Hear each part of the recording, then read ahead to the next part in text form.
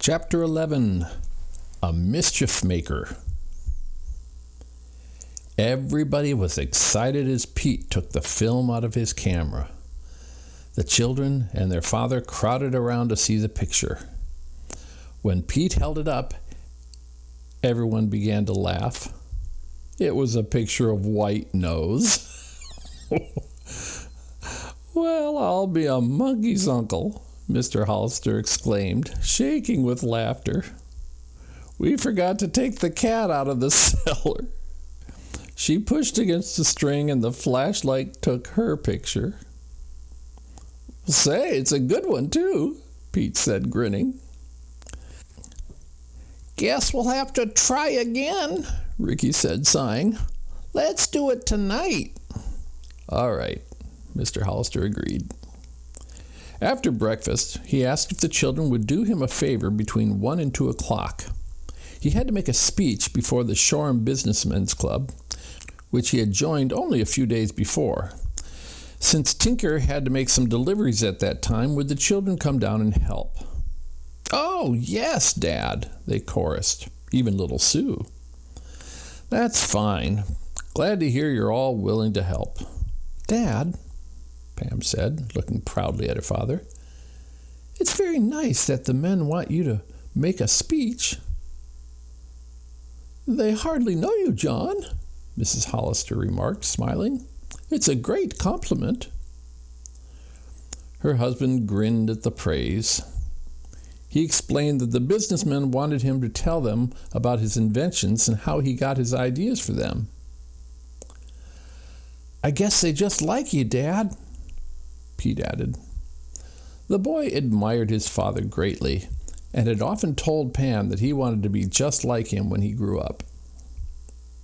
"Well, I know another thing I'm going to mention in my talk," Mr. Hollister said, his eyes twinkling. "What, Daddy?" Holly asked. "You children. I'm going to tell the men how much you have helped me make the trading post a success." He kissed them goodbye and left the house. Soon afterward, Holly skipped off to her room. She was very quiet for a long time, and her mother wondered if she might be getting into some mischief. She was about to call her when Holly came downstairs with a squirming bundle in her arms. "Look, Mother," she said, "something I've been wanting to do. Dress White Nose in doll clothes." The pet was dressed in a fluffy pink dress, tied at the neck with a little black bow.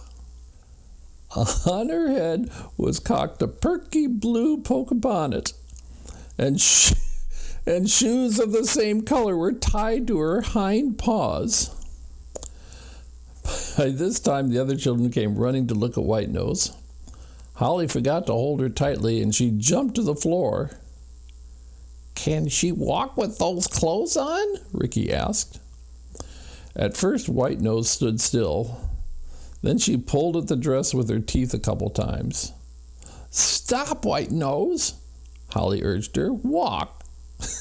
The cat looked at her a moment, then started slowly off, lifting each foot very high to avoid tripping on the dress. "She's strutting," Pete said with a chuckle. "Just like a girl with a new dress." "Oh, is that so?" Pam retorted. "White Nose probably thinks she's a drum majorette at a parade."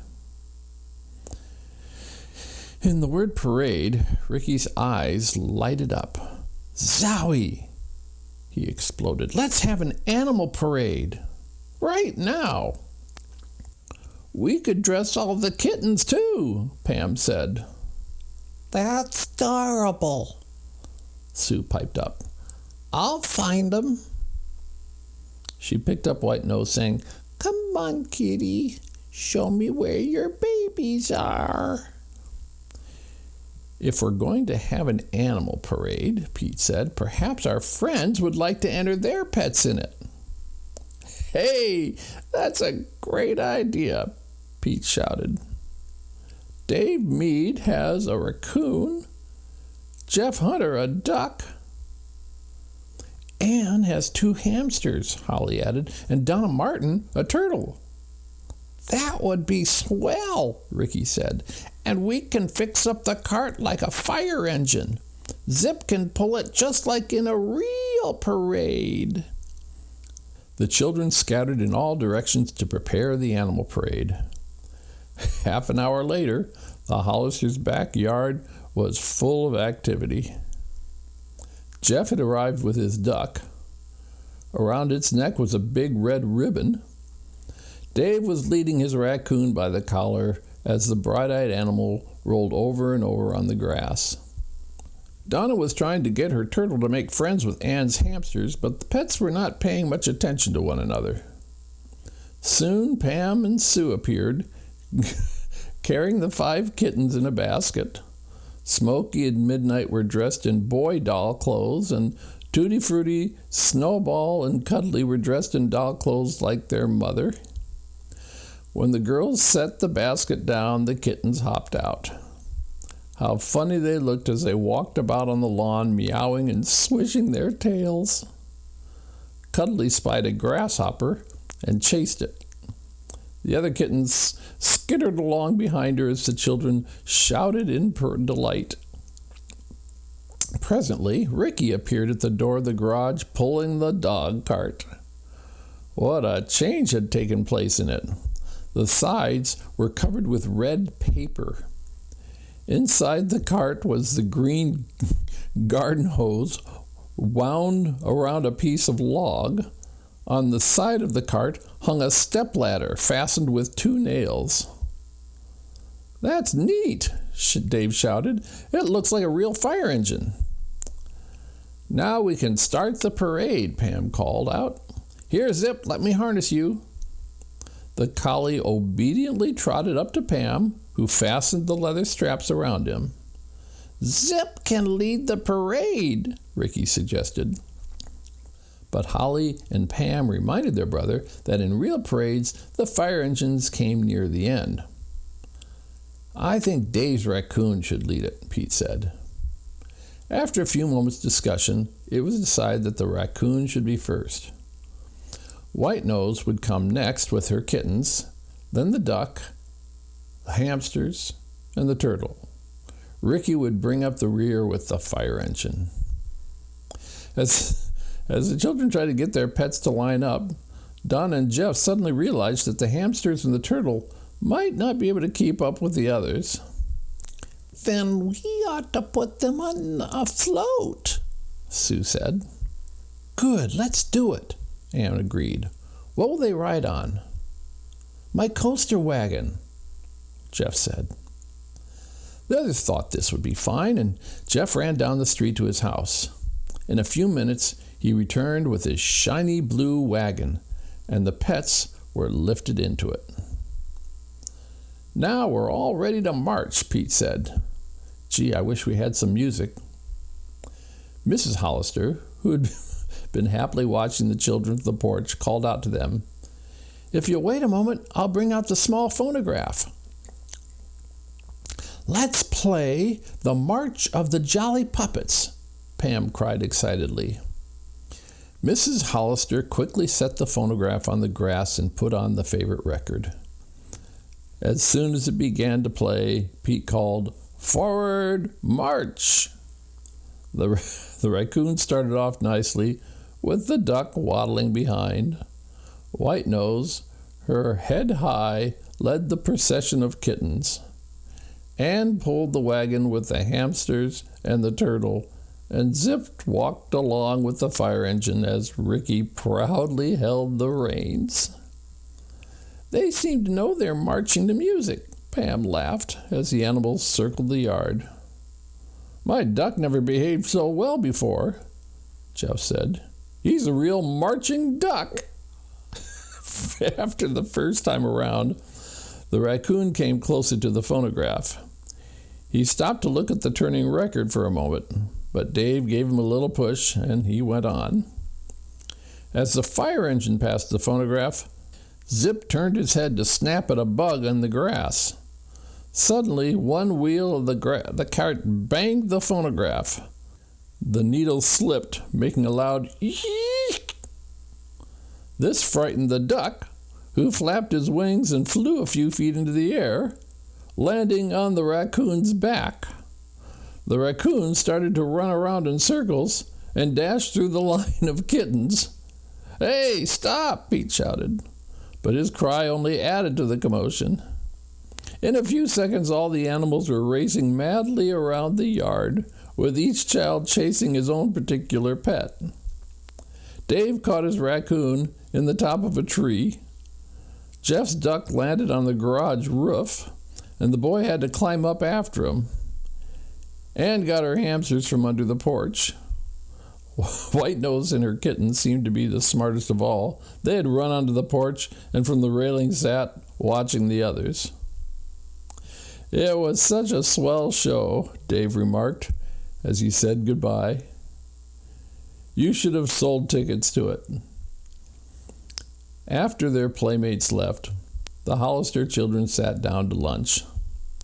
Then just before 1 o'clock, Mrs. Hollister drove them all to the trading post. On the way, Pete whispered to Pam, "Dad must think we're good salesmen. I hope we sell a lot while he's gone." When they arrived at the store, Mr. Hollister told Tinker that the children would keep store. Then he went off to make his speech. Hardly was he out the door when the telephone rang. Mr. Hunter wanted 5 gallons of paint. Would someone please deliver it immediately? Tinker asked the children what he should do, and Pete assured him they could take care of the order while he made his deliveries.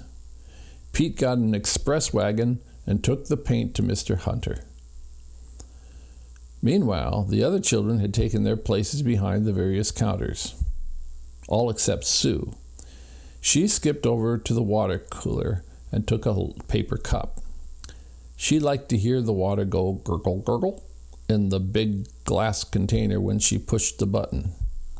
Sue drank a cupful and then pressed the button for another drink. "Don't drink all the water, Sue," Pam called out. "There won't be any for the customers." The container was almost empty, but little Sue said she was very, very thirsty. She took another drink. At this moment, a man came in. He wanted to buy a toy for his son. As the children made suggestions to him, Sue took several more drinks. By the time the customer had decided on a play garage, the water bottle was empty. "Oh dear," Pam said. "Now we're going to have to put another water bottle in." She found one standing nearby. When Pete returned, he pulled the cork out with a corkscrew. Then he tried to lift the bottle into place, but it was very heavy. Pam offered to help him. Together, they could barely lift the heavy bottle. It was halfway in place when suddenly it slipped. Bang! It hit the floor and broke into several pieces. Water began pouring out. "Yikes!" Ricky cried. "Look what you did. Dad won't like that." Pam got a mop and they cleaned up the water while Pete picked up the pieces of the broken bottle. "Looks as if we've been more trouble than we're worth," Pete said ruefully. "I hope we can make a good sale to pay for this damage." No sooner had he said this than into the store walked Joey Brill. "Tell him to go out," Ricky begged his brother. Pete said he could not do this. Perhaps Joey wanted to purchase something. Pete walked up to Joey, just like a storekeeper, and said, "What can I do for you today?" Joey looked mad. "What can you do for me? You can give me my cat." "I'm sorry," Pete said, "but your cat isn't here." "Then go home and get her," Joey ordered. Pete explained that he could not do that now. He had to mind the store for his father while Tinker was away. "You mean there's nobody here but you kids?" Joey said, looking slyly about the store. "That's right. We're in charge. Pete announced proudly. Joey said nothing, but walked about the store, touching this and that, as if he were examining articles before buying them. Finally, he stood before a table on which were displayed all kinds of tools. He picked up a wrench and turned it over in his hand. Pete came up to him. "Do you want to buy that wrench, Joey?" "No." "Well, then, put it down," Pete said. "You shouldn't handle things that you don't intend to buy." Joey sneered. "Try and make me." As Pete reached for the wrench, Joey put his hand back quickly. The wrench flew from his grip and sailed across the store. "Oh!" Pam cried, holding her hands up to her face. The wrench headed for a shelf of dishes. The next instant, there was a terrific crash.